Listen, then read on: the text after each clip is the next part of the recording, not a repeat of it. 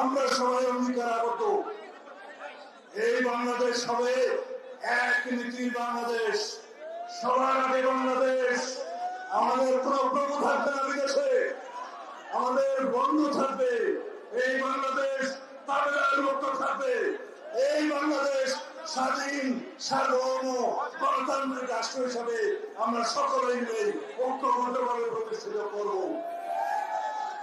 এই ঐক্য হবে ফাঁসিবাদ বিরোধী জাতীয় ঐক্য।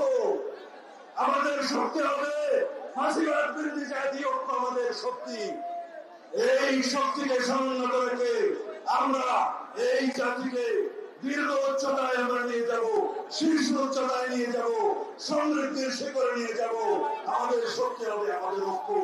ফাঁসিবাদ বিরোধী সেই জাতীয় ঐক্যকে সামনে রেখে ইনশাআল্লাহ আমরা ঐক্যবদ্ধভাবে গণতন্ত্রের রাস্তায় হাঁটবো। সকল গণতান্ত্রিক শক্তির ভিতরে কোন বিভেদ চাই না।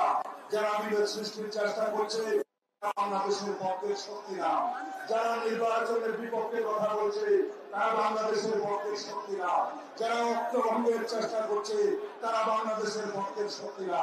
আমরা সকলেই বাংলাদেশের পক্ষের শক্তিকে সাথে নিয়ে, গণতন্ত্রের সকল পক্ষকে সাথে নিয়ে সংস্কারের সাথে আমরা এগিয়ে যাব।